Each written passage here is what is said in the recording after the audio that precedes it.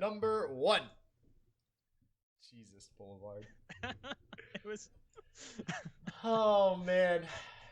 Gotta love it. Oh, man. All right. Well, one of the reasons we wanted to go ahead and bring you guys this fantastic pairing is because we got some a little bit of originality here, or at least less of the lineup. We do have on the side of ChristmasTime, there is a little bit of TLC, not the Spectral Matron version, so that is something to note. We do have Ezreal LeBlanc. Yes, you heard me correctly. Ezreal LeBlanc.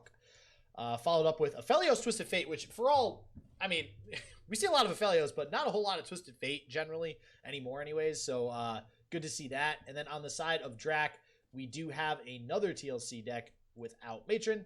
We got Twiz, and we have Discard Aggro, which is what we're seeing here. So as Boulevard so astutely noticed prior to getting into this game, that is 0 barrier, ladies and gentlemen, and that is why we decided to bring you this action. Yeah, it's still 2 out of the 3 sort of tier 1 decks, which is totally reasonable. Even last week at Duels of Shurima, we saw Sergei Tuvamos pick up a win with something similar, having the 2 decks and then running a third Court of Off-Kilter deck, having the Sejuani, Renekton, Overwhelm on their side on that one, and then pairing that alongside, 2 of these other 3 very powerful decks that we always see. But it's nice to get to watch the third decks duke it out. And here we are going to see Drak opening with the Discard Aggro. Not sure how it's going to fare against this version from ChristmasTime. Generally, I prefer the non-Twisted Fate version of this deck. I just feel like having the Mountain Scryer is like the way that I want to be playing this. But Twisted Fate does give you a better chance against these aggressive decks because of the red card. Yeah, I was just going to mention that, Twisted Fate being in this deck, red card is an absolute behemoth versus Discard Aggro. And the thing with Twisted Fate, he comes down on 4. Generally speaking, turn 4 is when Discard Aggro will have established, a wide board. And depending on who has priority, you can prevent that crowd favorite from coming down on 4 with a wide board because you can preactively play that red card. So you can already see here, too, Drak already dwindling on cards and not really having ChristmasTime too low. 14 is by no means a super healthy amount for ChristmasTime, so there is still a little bit of concern. But generally speaking, playing Discard Aggro, you want the opponent a lot lower than 14 by turn 5. I think 12 is a pretty healthy range to have them at, because that's when you can start just playing towards your Jinx win condition, fire rocket after rocket, turn after turn. But Drak's board has already been dealt with. The crowd favorite got through a little bit of a push before it was traded off, but honestly, as you had mentioned, just not as big a push as you might have wanted out of it. And thanks to the red card, there's not going to be a follow-up crowd favorite on turn 5, which is usually the death sentence for a lot of decks. Is when the first crowd favorite comes down, you don't get to deal with the board. You just have to chump and maybe even commit resources to taking out that first crowd favorite.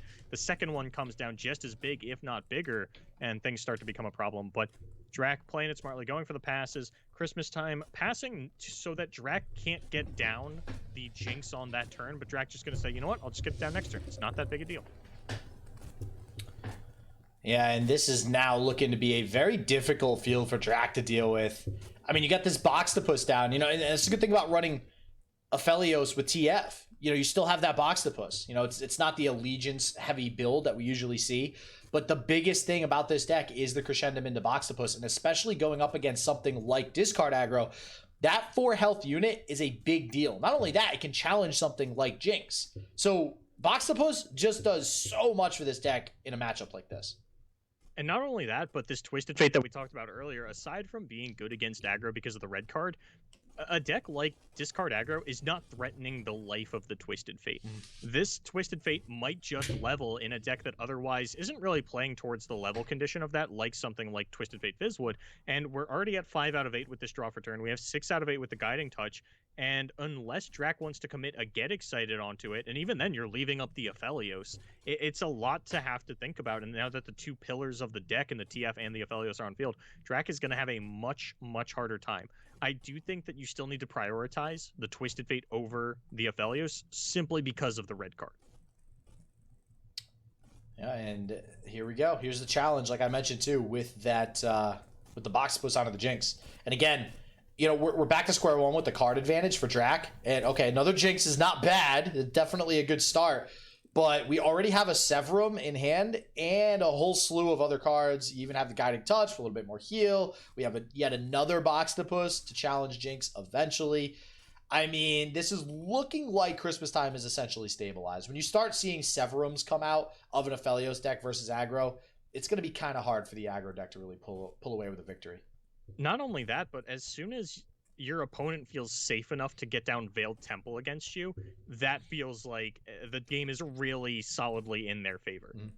Because it's not like a desperation, I have nothing else to do but play Veiled Temple this turn. It's, I am so safe in my position that I can afford to take the 4 mana off doing this, and ChristmasTime not going to do anything else with the turn either. Yeah, you can even bank that 3 spell mana in, which means one of these units is going to get buffed. It's looking like the Aphelios currently, if we play 2 non-units, basically just don't play the box to post first next turn. We actually we can't trigger it this turn, because we did just play the Veiled Temple. We don't have 2 cards that we can actually get off. I'm trying to think. I mean, this is going to go into an open attack, I imagine, from Drak, which right now doesn't seem terrible. It's not incredible, and I think one of the reasons that ChristmasTime throws down this Burblefish is to try and entice Drak to go for a rocket and let ChristmasTime develop a little bit more, maybe even get down that Severum. Well, the other thing, too, is, I mean, now we have this Jettison, which usually is, you know, not that great. It's probably the most useless 1-drop card that you can get, 1-cost spell. But now you have 2 activators for this Veiled Temple at burst speed if you really needed it. Looks like we are going to prioritize the Twisted Fate and not the Aphelios. 1 draw away from it. Can we find it? No, we don't find the Twisted Fate level off the top. Feels bad, man. A Pale Cascade there would have been so good. Devastating. Yeah. Yeah, so I mean that would have sealed the game, right? You know, I feel like there's so many times where preventing the Twisted Fate level up is that point in the game where everything could just swing in your opponent's favor. This was that point. Now I guess Drak still has a quote unquote chance, but I don't really like that chance. Top deck, right? Yeah. Oh yeah. Get excited to kill the Twisted Fate, give you the rocket to clean up the rest of the board, and now if Drak wants to, I mean, Drak is probably going to Severum onto the Burblefish here. But even if Drak just goes in with the quick attack units, that's still a significant threat. Now, ChristmasTime does still have the Hush, and that's just the power of Targon. If you want to go in with this Jinx and Draven, I will still block it with my Lifesteal Burblefish, and I will still get full value as well as kill that unit. So things not looking great for Drak just yet, although he is starting to mount a comeback. How this attack plays out for them is really going to be how this game is decided. Yeah, I mean, if we Severum the Burblefish, we can ram it into the Jinx after a Hush. If we Severum the Aphelios, that actually, no, I was going to say it prevents the Draven from attacking, but it actually wouldn't after everything's... Actually, no, it would with the Veiled Temple buff. Even with the 1 damage from the rocket, the Veiled Temple buff plus the Severum is going to put the Aphelios within range enough to block the Draven freely.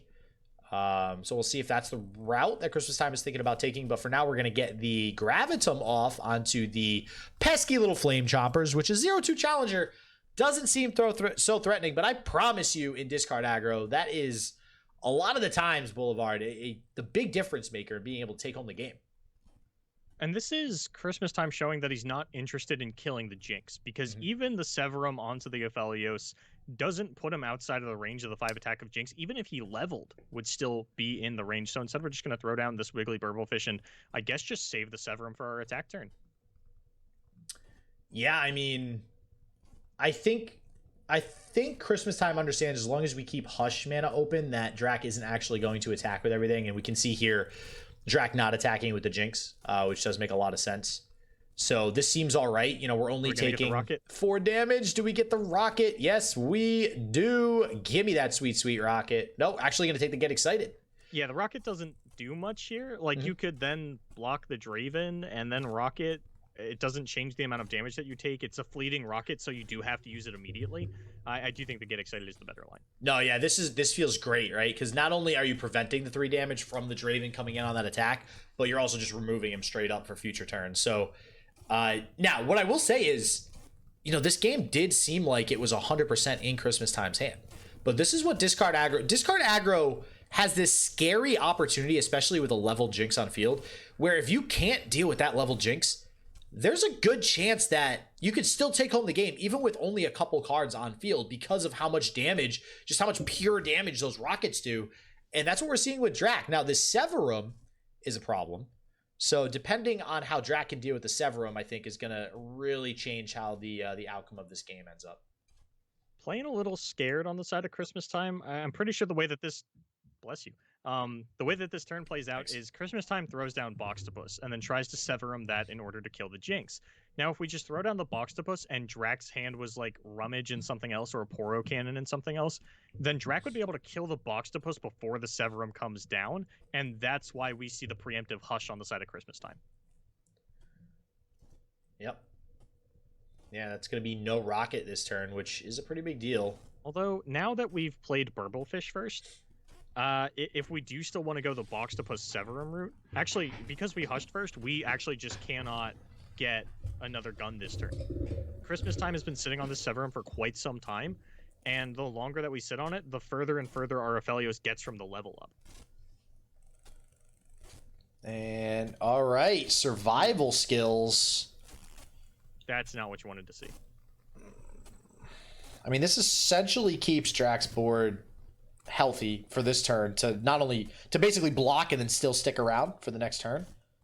So yeah, we're almost certainly going to get the Severum here, and that was the idea of playing the Boxtopus, right? Was hopefully we're able to get rid of this Jinx. Well, I think now it's just going to be pull the Poro to the side and push through a little bit of Burblefish damage. What is that? Yeah, why? There's no reason. Okay. What is that attack? No sense. That was literally a free 3 damage. There's nothing you play around there, right? We set it to 1 HP, but to what end? I mean, we could Spell Thief into another rocket. Like, if Christmas Time's even playing a second copy of Spell Thief, like, I don't. That Star Shaping is a good top deck, though. Star Shaping is a great top deck, but I am very puzzled by that Boxtopus attack. Now, I guess the consideration here is, do you take Destroyer for an immediate unit to put down to just prevent Jinx from ever doing anything? And it looks like the answer is yes. I mean, they both essentially accomplish the same thing, Great Beyond and Destroyer. They're both going to push damage eventually, but the Destroyer just gives you a little bit of a cheaper option. And Messenger Sigil in hand from the Wiggly Burblefish.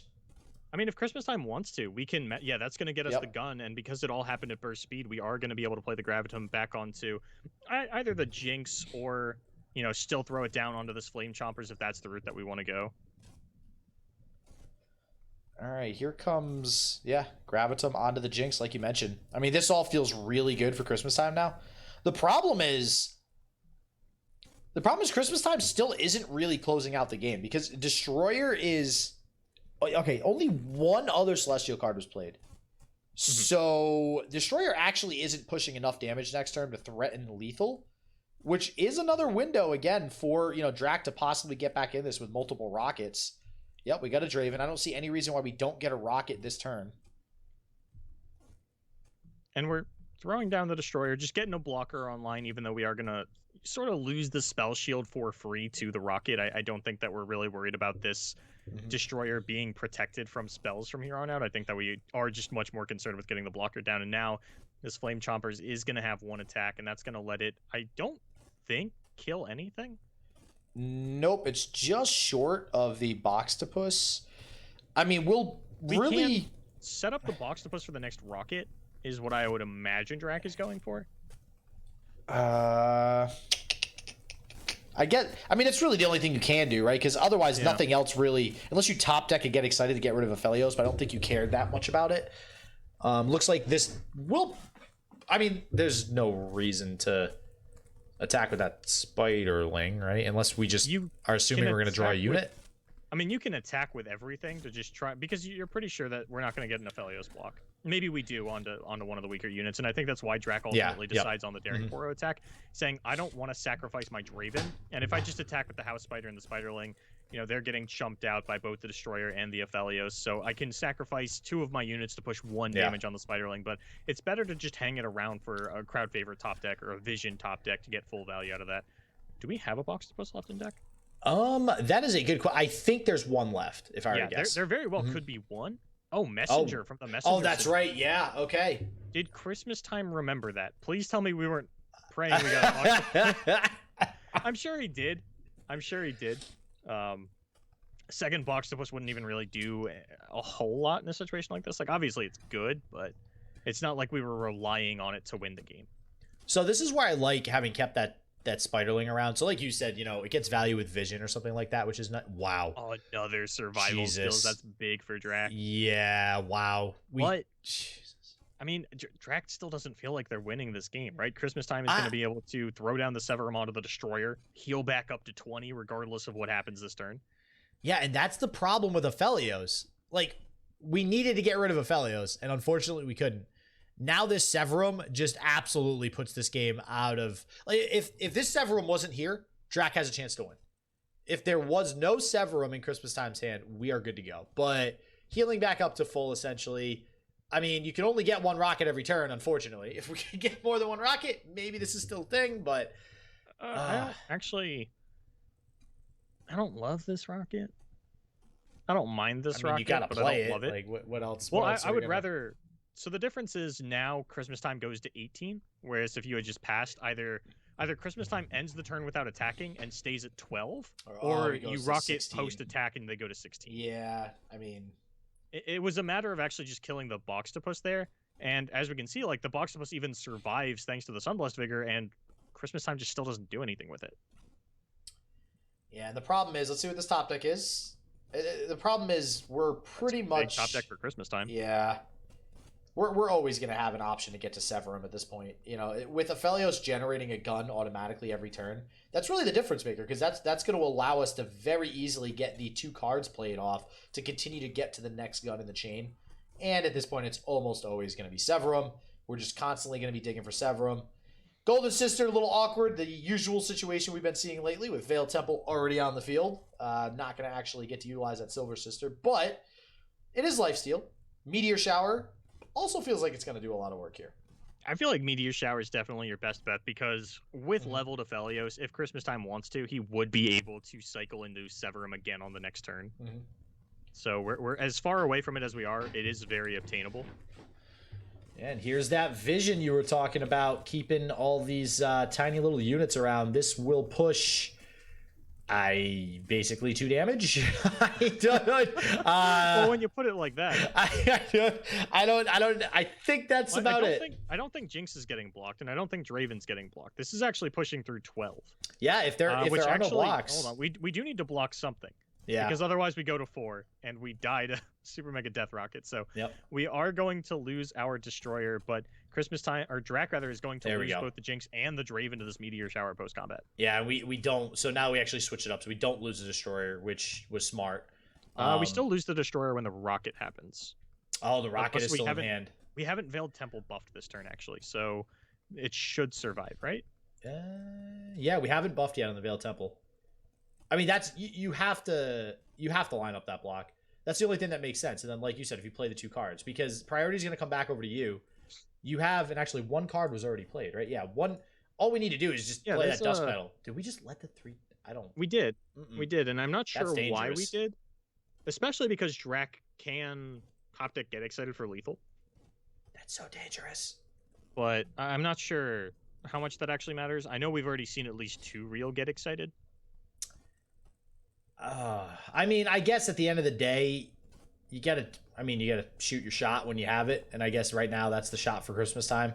Although I said no, you know what? No, I take that back, because if we blocked with the Destroyer, it would have lived no matter what with the Veiled Temple. So I don't really see any reason why we shouldn't have blocked with that Destroyer. Maybe ChristmasTime just forgot about the Temple buff. Which, I mean, I've seen weirder things happen. It seems weird to like talk about players like forgetting small things like that, but it's the only reasoning that I can sort of puzzle out. Which, I mean, if there's a mistake to make, it's that's the type of mistake we've seen in the past too, right? It's those effects that kind of hover on the battlefield that are just, you got to keep track of how many cards you're playing, when they're happening, what unit it's going to be on. There's a lot to... ChristmasTime isn't even setting up lethal this turn because we sort of defaulted into grabbing Crescendum instead of Infernum. And... Oh my god! On the side of ChristmasTime absolutely deserves this. Yup, I am gonna agree with you there. Play around it, didn't respect it. Oh, it was, my granted, god! Granted, it was the last Get Excited. Why? I think that if I track this correctly, every previous Get Excited that we saw was not a Jinx's Get Excited, but ChristmasTime had the option to play around that, decided that the possibility wasn't there, and Drak gets the win for it. Why? Why? I knew it was going to happen. I knew it was going to happen the second I saw that block. Do you love to see it, or do you hate to see it? I hate to see that. Really? Well, what are you asking me? Are you asking me about strictly about the punishment? I guess it is a sort of a multifaceted question, right? It's like, obviously we don't love to see players just like not play around these things, but when they don't play around it, you like to see the punish, right? I like to see the punish because then it gives them a reason to go back and watch the VOD. Because then they want to so they can see the mistake. Like somebody in Discord today, in the OLS Discord, actually mentioned, they were like, hey, thanks for casting, our game, because they were able to look back and see their mistakes and get better from it, right? And that's what you should be doing from a player's perspective. You should be looking at your mistakes. And listen, people make mistakes. Just learn from it. Don't make it again next time. Maybe you're super tired. I don't know. There could be a million different reasons why the mistake was made. Just be aware of it. And so, yeah, I like that ChristmasTime was punished for it. I don't like that it actually happened because that was avoidable. I like ChristmasTime. ChristmasTime could have won that game. But that was game 1, right? Drak, congrats. Yeah, that was game 1. I just put up the score. Yeah. Like went on a lot longer than we expect game 1 to, especially with not only Jinx Draven being involved, but being the winner. Yeah. Oh yeah. Yep. And now we get to see TLC. This one actually is running the Ladros, or I guess TLLC, because it's got Lissandra Ladros in there. I know that there was some talk about the name of this deck and the naming conventions. I was kind of joking that if we keep going down the line, eventually it's just going to look like a deck code. It's TLLC. All right, that's the cleanest way to say that.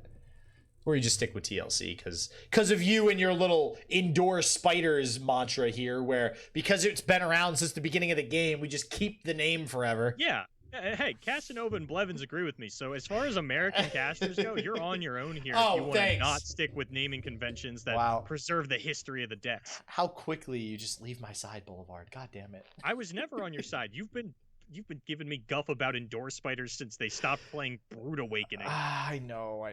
They don't even play Elise sometimes now. So what are you talking about? They could play no spiders. I'm still calling them no spiders. I don't even care if they don't have Vile Feast. Oh man. All right. Well, no spiders in this game. ChristmasTime. Actually, there are. Oh wait, are there? Are there Vile Feasts? It's a Shadow Isle control deck. Okay. There are Vile Feasts. All right. Nothing other than Spiderlings gonna come out from this game. Actually, that's true. That is true. Don't give me that, Boulevard. There was a time where Brood Awakening was a control card. It was in Karina. Just as like set up a wall, could aggro you out with the Elise game plan. Everybody remembers those good old days, right? Oh yeah, I mean, hey, those were the good old days compared to seeing Aphelios and Barrier every 3 games, every 2 games. I don't know about that one, man. I don't know. What you think, that was worse or better than this? I don't know about worse or better, but I do know that when the game released and we got into that meta, that's like kind of when I started like going hard on YouTube and like trying to put out videos weekly and stuff. And one of the biggest complaints that I had really early on is that there were so many decks that were just a Shadow Isle control deck that runs Atrocity and gets to win the game because of that. Mm-hmm. A year later, that's still the case. Jeez, yeah. You're not wrong. At the time, it was like there were multiple. There was Indoor Spiders, Karina, and Deep were all just, this is your, just pick your Atrocity deck as step 1 of your lineup. Well, in this TLC deck that we see, we actually see an early Lissandra as well, and we see 2 Atrocity. And well, I point out the early Lissandra because this is a matchup where the game will likely go into the pretty late stages of the game. So this again, wow. Now I'm forgetting the Thrall. Jesus, I wanted to say Troll, but Thrall. This Thrall is going to actually matter later on in the game, right? And this is, I don't know, it's just interesting to me because generally the Thrall is not the strategy. Like, we haven't really seen Drak, Lorn, Inquisitor be a thing lately. The Thralls, although they seem good, you pay 1 mana, you get an 8/8 Overwhelm way later in the game. They haven't really been a focus, but we've seen a couple games now where this Thrall is actually having some sort of impact or will eventually have an impact, and I think we're going to see the same thing here in this game. Probably. I mean, one of the reasons that we don't see the Thrall come up too often, and yes, the Thrall is the troll. It's called Frostguard Thrall. one of the reasons we don't see it come up too often is because in the Matron Turbo version, it's really risky to throw out your Lysandra before she's leveled because you need her to find the Watcher for your win condition. These lists that both Drak and ChristmasTime have in their lineups aren't playing towards that. They are playing the more control-y style with It That Stares and Commander Ladros. The chances of them running out a Watcher aren't zero, but they're significantly less likely. I don't think either of them are even playing Revitalizing Roar. We are just going for the control aspect of Lysandra. While she will level, we're playing more for that Ice Shard than that Watcher, 100%. All right, well, here's some damage coming through from good old Zap Sprayfin. You know, it's funny. Veiled Temple has come out, and I feel like Zap Sprayfin's been overshadowed. I remember when this card was talking to town. I remember when everybody was like, Zap, so good, it tutors Noxian Fervor. Like, what? It's a busted Shadow Assassin. And I don't know, it just doesn't seem as impactful with things like what we just saw, Bladed Ravine there, taking care of both of those Zap Sprayfins. It's a little bit easier to deal with nowadays.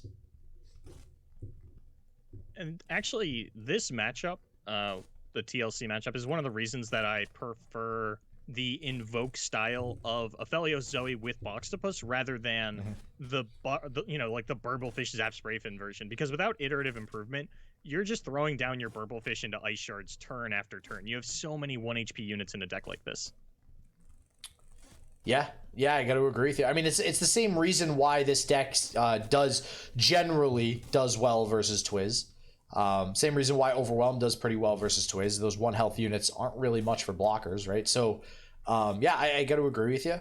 So we'll see how ChristmasTime is going to deal with that. I mean, right now, as far as the hand is concerned, again, not a lot of proactivity. I mean, this is what we see out of this deck where there's not really a win condition. It just kind of sticks around. And then later on in the game, we get a big Celestial. We go in for lethal, right?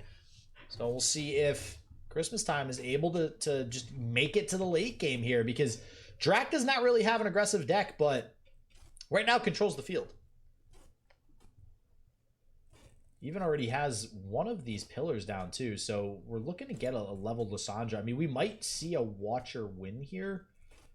We do have Moonlit Affliction in hand, so that would be able to silence the Watcher, prevent that for at least a turn anyways. We obviously have Hushes in the deck as well, so a Hush, could be drawn at any point, prevent something like the Watcher from coming down. The other issue, though, is, I mean, just Lysandra just sticking around and generating Ice Shards is just going to be a problem.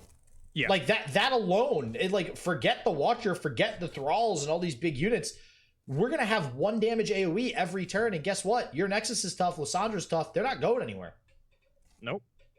And, this, as we mentioned, no iterative improvement because this isn't PNZ, so these Burblefish are hard stuck at 1 HP, unless we get, Veiled Temple buffs onto them, which doesn't seem super likely. And even if you do manage to, get down a Veiled Temple and start to try and pillar on one of these units, there is Vengeance, there is Ruination, and I don't think there's any Okay, there's 1 Bastion in the list of ChristmasTime. So we will be able to save 1 thing from a giant spell, but even if it's Vengeance, I mean, how many times have we seen, especially during the release of Aurelion Soul, you just line up that Vile Feast Vengeance combo, or even Ice Shard. If you've got that 0-mana Ice Shard, that's a great way to pop a spell shield. Yeah, and here we go. Here's that level. Yeah, Ice Shard. Oh, man. And it's funny, a lot of people are playing Ice Shard in Vlad Braum on ladder, too. Which is the new popular deck of choice here. Not necessarily a great deck, but it is something a lot of people are taking to ladder now, and Ice Shard just gets a lot of work done, baby. But what's getting a lot of work done now is Ladros' Blade going straight to the face. Going to do a lot to start to potentially close out the game, and we are in Atrocity range now. So we do have Guiding Touch. Takes care of that, at least for the time being. We also have a Severum in hand if we eventually do want to try to heal up. Severum on something like the Boxtopus would be able to deal with Lysandra slowly but surely, but I imagine Drak will have some sort of response to that. It could be Frostbite in hand, a lot of different things there. So we'll see if we can save this Lysandra, because if we can't get rid of this Lysandra on the side of ChristmasTime, those Ice Shards are going to start making it real difficult for ChristmasTime to stay out of the range of an Atrocity onto this Ladros. Even just 1 Ice Shard makes it so that this Guiding Touch does not keep you in the game.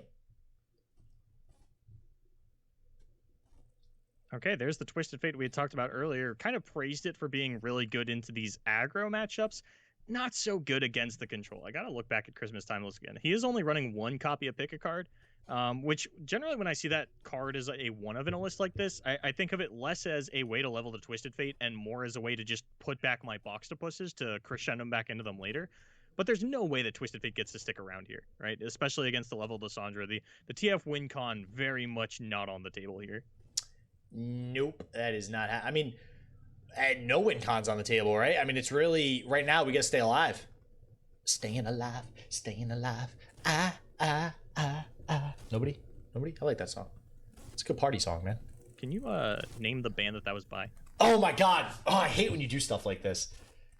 I know this. I want you to know I'm not looking it up because I think I know the name. I know a word and a letter that the other word starts with.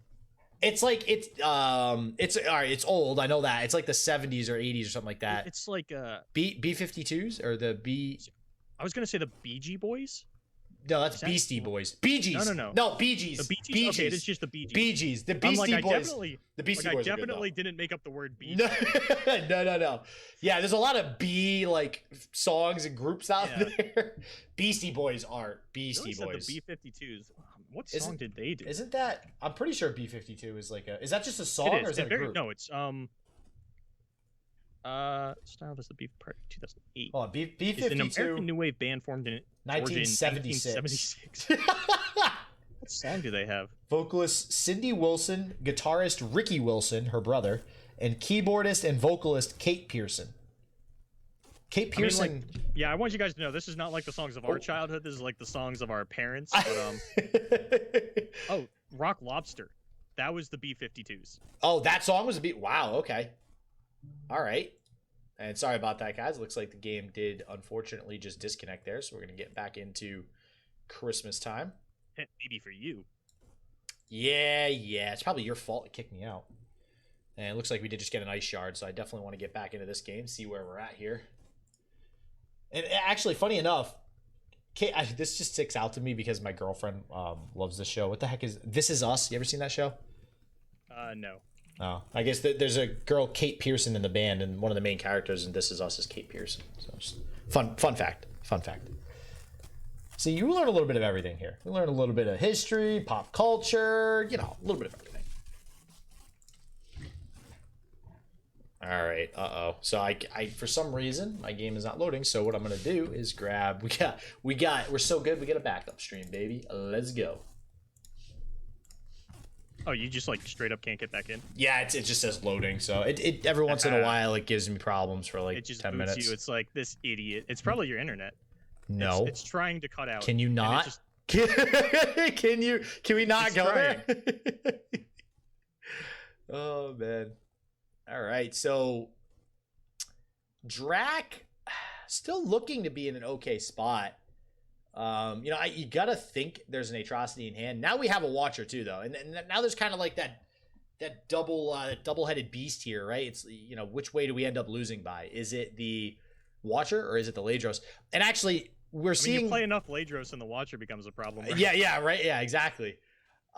So I just want to point something out here too, because there was a bug that came up recently. If you guys see that Gravitum overlapping with the Withering Whale a little bit, I can't even eye it away anymore. Yeah, I forget what the exact bug is, but I know if you Gravitum something specifically, you can't. Oh, if your opponent denies a Gravitum, you can't actually deny the deny, because the deny gets covered up from the Gravitum and you can't select it. What was Casman? Casman. Yeah, Casman had that happen too. It was super unfortunate. That's so I would be so tilted.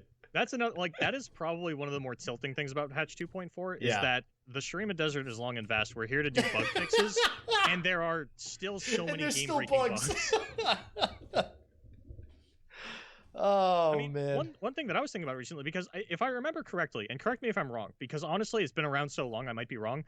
I thought that during EU Masters we got confirmation from the devs that River Shaper striking a dead unit with Concerted Strike and getting a spell was a bug.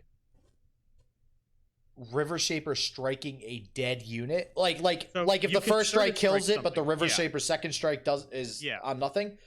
Yeah, that shouldn't. Yeah, it was confirmed that it was a bug, and that was 6 months ago. Yep. And that bug still exists. And is very relevant. Oh yeah, 100%. Yeah, I mean, wait. By very relevant, do you mean that the card is in like every lineup in every tournament ever? Yeah, more or less. Well, it's not in this lineup though. Nope, not in this one, baby. Have you ever seen gold card to kill pillar? I understand that like we're going for a mind meld lethal here. No, that would be wacky if we actually saw that. That's what we're seeing right now. Wait, it should be on the wait. Ladros is already stunned. Gold card will never hit a stunned unit.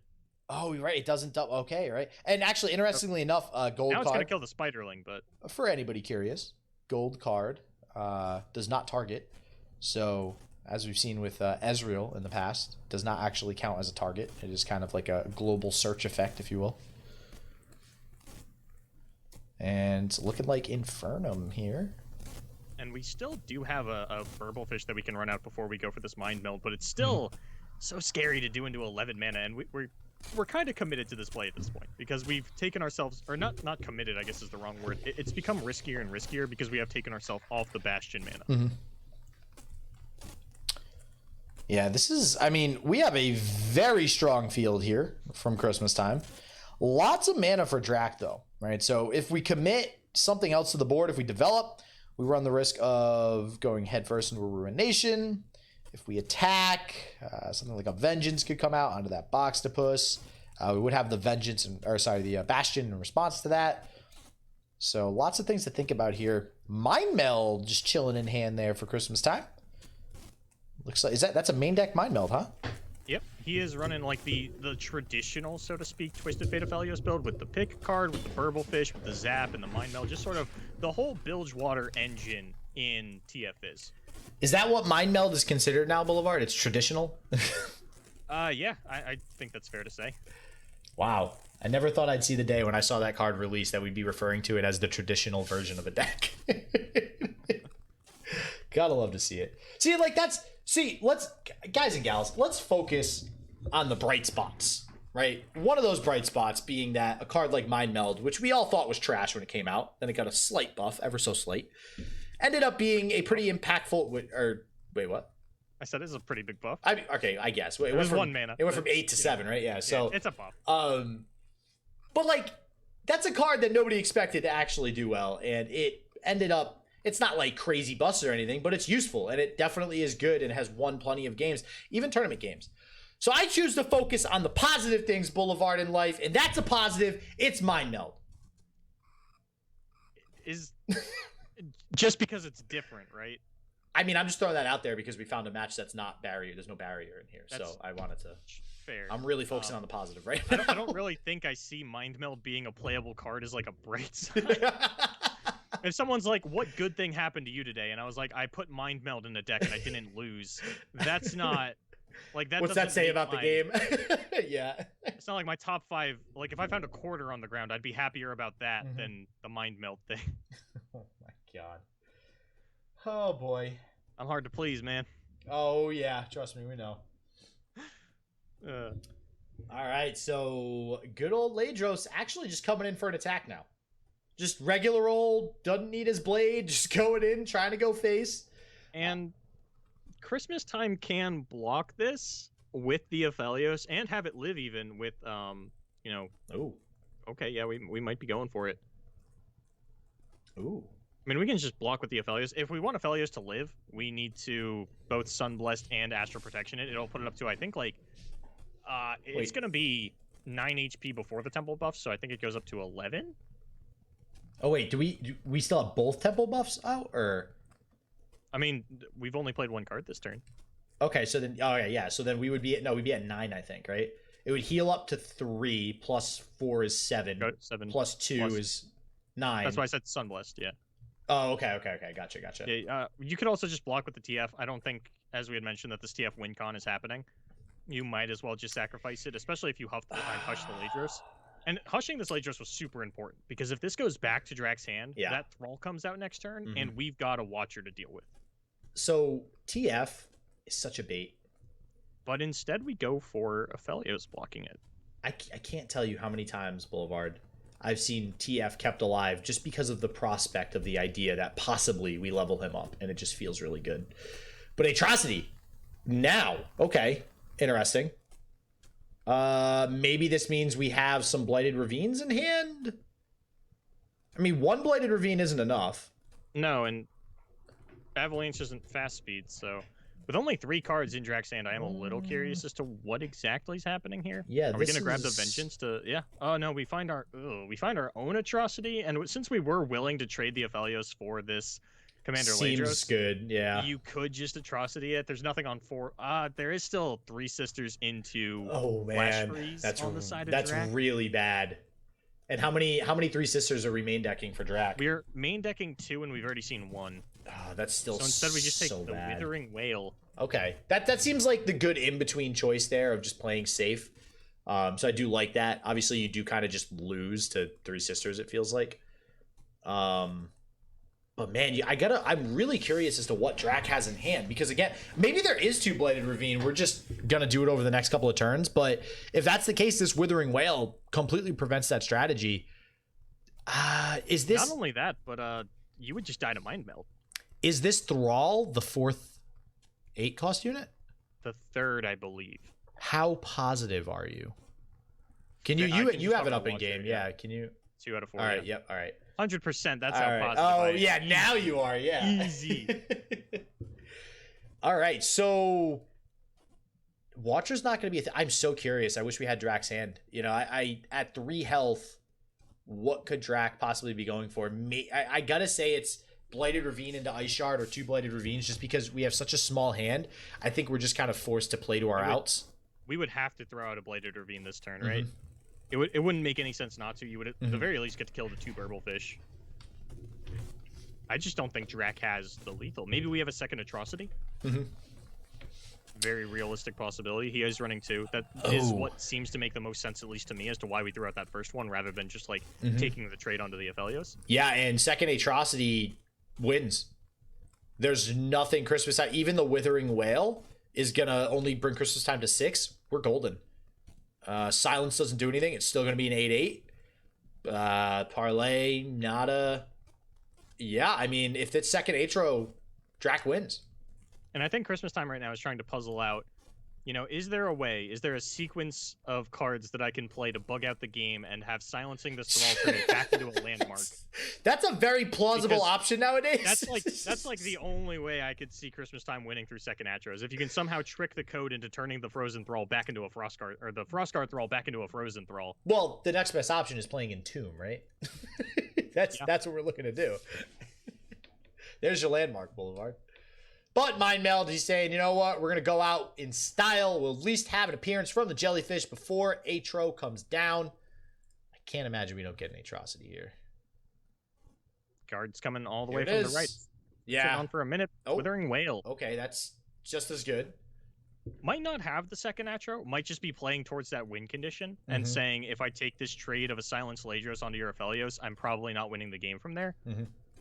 Although I would think that at the life total that Christmas time was at, if you kill the Aphelios there, an attack with the Frostguard Thrall followed by Atrocity on your next attack turn would have been lethal, right? Okay, there it is. All right. Yep. We're just playing properly by playing other cards before we play the Atrocity. I don't think that's how that works. Well, I mean, because you shouldn't just straight up play the Atrocity, right? You should play around other opponents' cards. Is basically what I'm getting at. Would have been what, Star Shaping and Guiding Touch. Yeah, and we're still at 6 mana, so Star Shape. Well, we have the Temple procs too, so there was. Star Shaping wouldn't have. Star Shaping plus Guiding Touch is what it would have had to have been. We didn't have mana right there, though. We were at 6 mana after that, after the Mind Meld. Well, then the Temple comes out. Oh, the Temple gives you the mana, okay. Yeah. Oh, wait, the Temple goes on cast, not on resolution. Wait, didn't Temple already come out there? I think it came out onto the Aphelios. After we played something to protect a Burblefish? Yeah, yep. Yeah, so like technically. So I guess, yeah, so we still didn't have the mana. So yeah, I think that's what Drak was waiting for. And that's 2-0. Drak. Wow.